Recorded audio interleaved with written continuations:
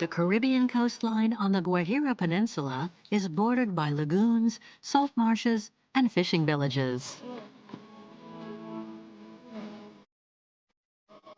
In this area of tropical dry forests lies the Los Flamingos Wildlife Sanctuary.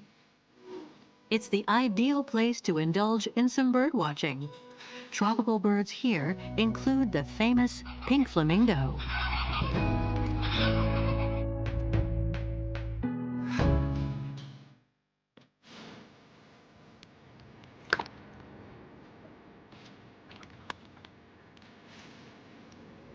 The region is inhabited by Hues Indians. Belisario is the community's chief, and he manages the sanctuary. In the Hues language, this area is known as Yeshua. I was born here in Parap. That's where the region's first indigenous Hues community settled.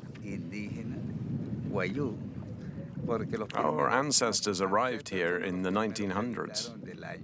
Our community has grown a lot since then. We are Hues from the Puchaina Ipayu tribe. I know this area well. Since the age of 10, I've been coming here to fish. Back then, we used to fish with nets and harpoons. This lake has always been a source of food for us. I've always fished here, and I'll continue to do so until I grow old. These nourishing marshes were being threatened by human activity, and the great egrets, pink ibises, and flamingos almost disappeared from these waters.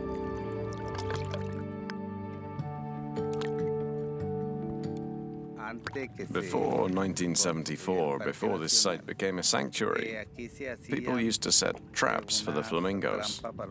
So gradually the flamingos went north. They completely disappeared from this area for 20 years. We didn't see them for all that time. There were no flamingos here. Now that it's a sanctuary, the fauna is gradually returning to these lagoons.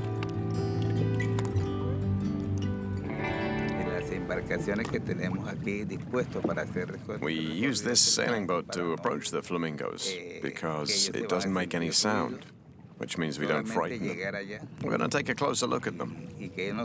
At this hour, they feed from the lagoon. As you'll see, it's like a dance. All these flamingos feeding at once.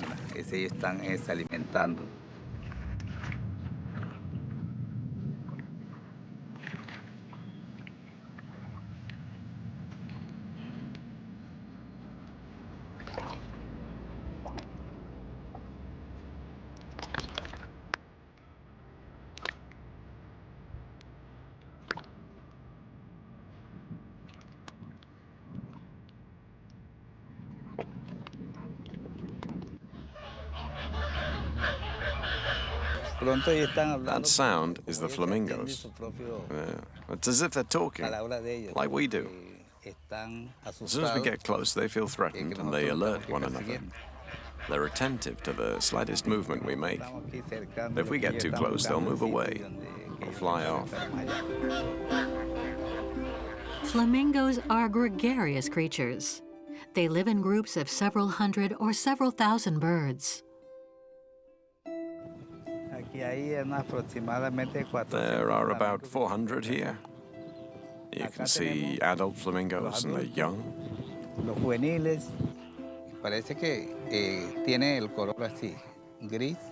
The youngest have gray feathers, and the adults have pink feathers.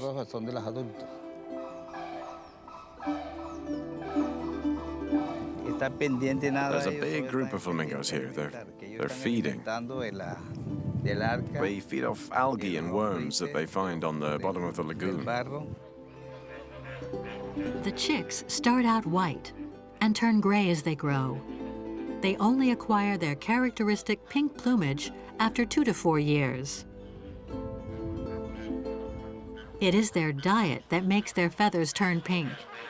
Their uniquely curved beaks allow them to filter the silt and the water to find food.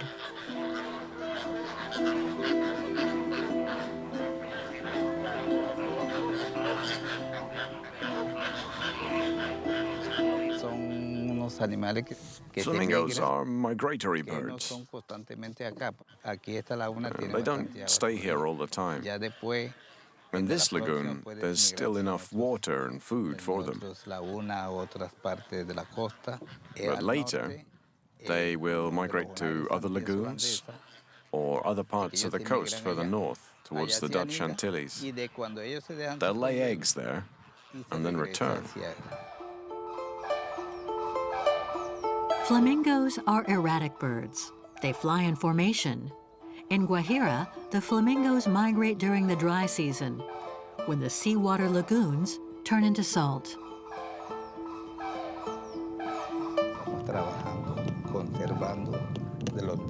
Our goal is to preserve the forests, birds, and marine life. We check that visitors and locals abide by the rules. The Wayuu people work with the park employees. We inform them of any anomalies we see. We exchange information all the time.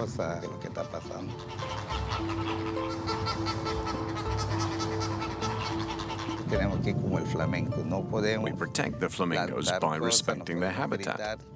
It's important not to throw things into the lagoon or shout or applaud. That could frighten them. And if they're frightened, they might leave for good. So we do our best to keep them here.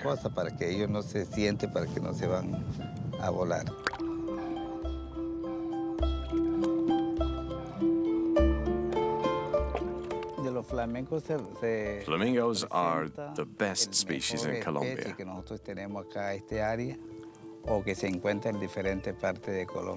And they're the rarest and most beautiful species that we have.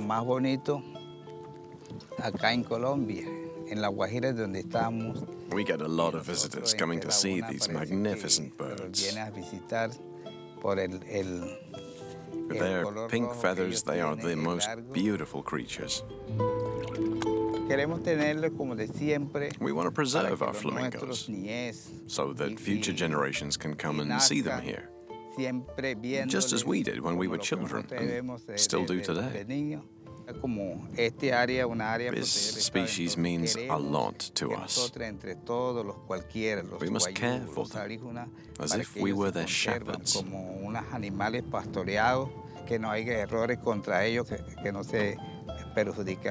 We've put rules in place so that these flamingos will stay. They symbolize the land of the Wayuu people. And we want more and more flamingos to come here.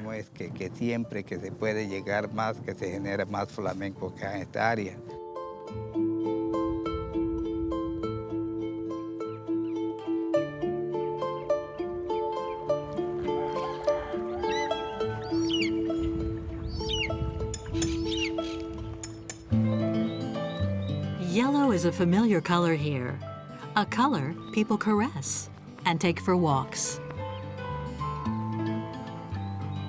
Yellow is the color of the coat of the most popular dog in Japan, the Shiba.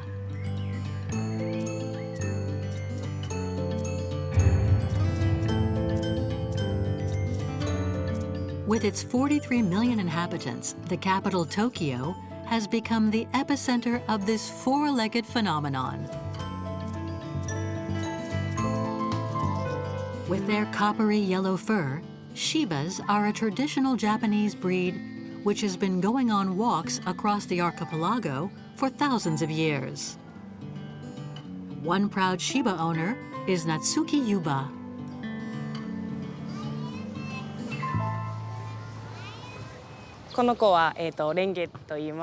My Shiba is called Renji. She is a year and a half. Her birthday is in October. She's going to be 2 this year. I'm obsessed with Shibas. My dog displays the loyalty this Japanese breed is known for. She may look like a fox, but Shibas can be pig-headed too. She has such a cute face. She's so sweet.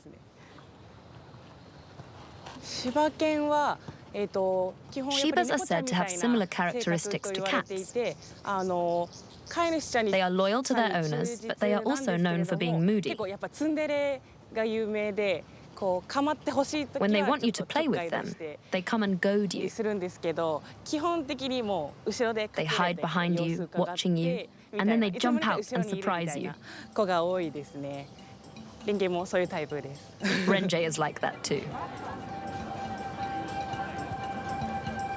In the district of Shibuya, next to the main station in Tokyo, the dogs have their own hero in the form of this statue, which pays homage to a legendary Akita, a breed very similar to the Shiba, which is known for its extraordinary devotion. Hachi is the most famous Shiba. He used to wait here every day for his master. He died at the station one day while he was waiting.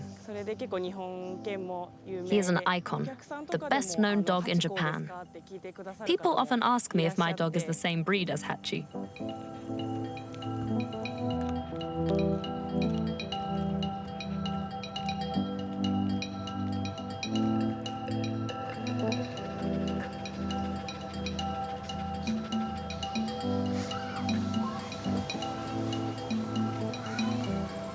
Natsuki lives with Renge in this residential neighborhood of Tokyo, for better or for worse.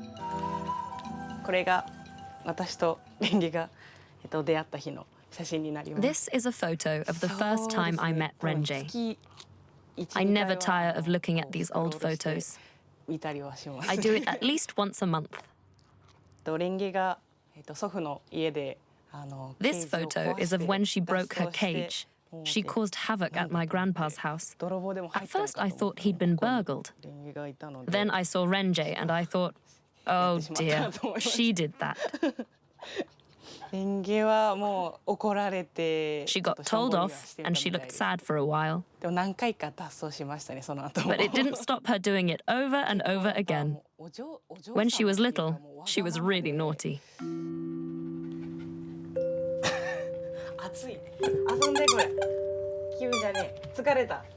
It's impossible to resist the charms of this capricious and yet remarkably intelligent animal. Yes.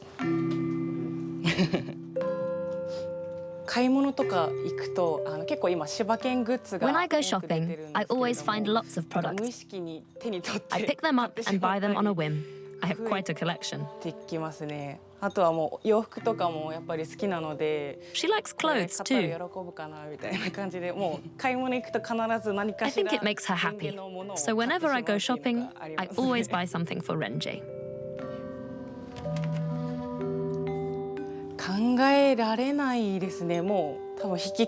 I can't imagine life without my Shiba.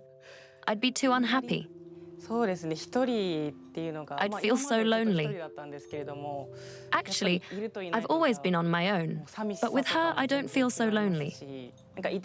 I find having her such a comfort. I couldn't live without her.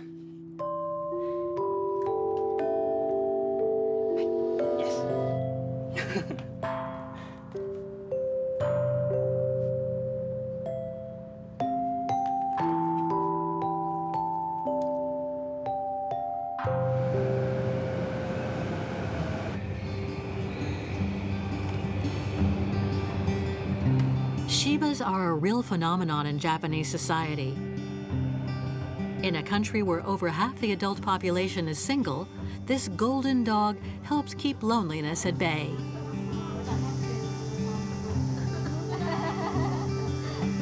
In Tokyo, there are even Shiba bars.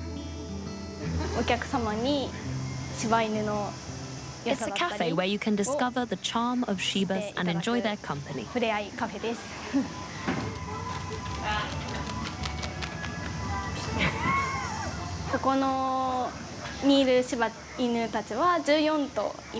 There are 14 Shibas here.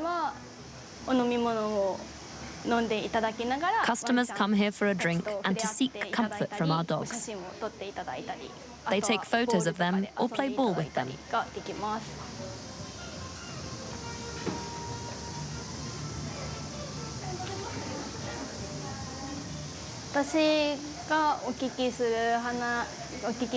When I ask customers why they come here, they often say it's because they can't have one at home. Or else they are planning to get a Shiba, so they come here first to see what it's like.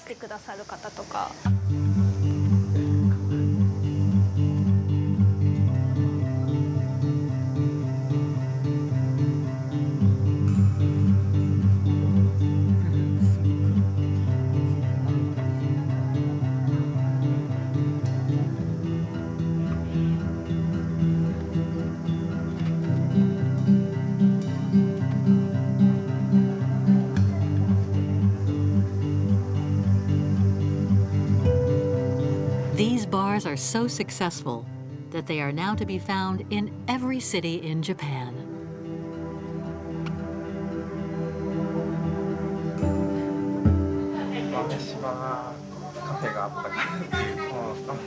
We came here out of curiosity. We passed by it in the street and we were intrigued. Plus, we love Shibas.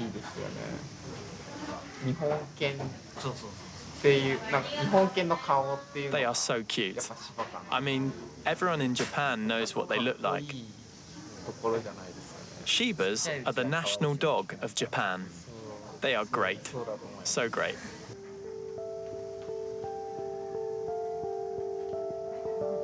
Shibas are seen as a national treasure here.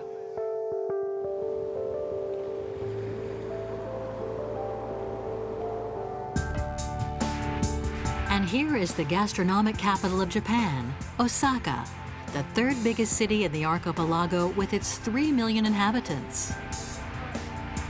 By night, the city lights up with the thousands of shop signs it is famous for. By day, in the shadow of its skyscrapers and its 500-year-old castle, Osaka's best restaurants offer a taste of the 1001 fish caught by its fishermen out at sea. But there is one type of fish which will never end up on a plate: goldfish. In front of every Japanese house, it is customary to have a small pond filled with these sacred creatures. Here, they are seen as pets. These red-colored fish are bred north of Tokyo in Yamato-Kuriyama.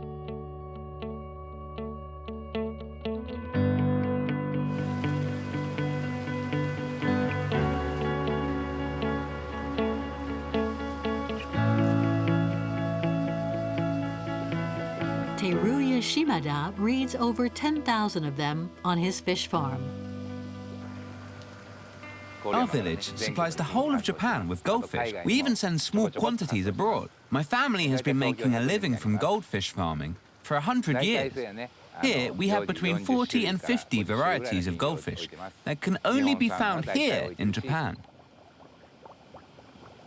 Goldfish aren't born red, they turn red.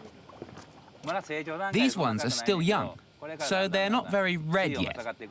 But when the water temperature drops, they will turn red. It's basically pigmentation, but the food they eat also helps to turn them red. When they start growing, they're not very red. The color is still quite subtle. Once they are fully grown, I feed them shrimps, which have red pigments in them. At this stage, they cost between 360 and 450 euros. By the autumn, they'll be much bigger. Then they'll cost over 900 euros.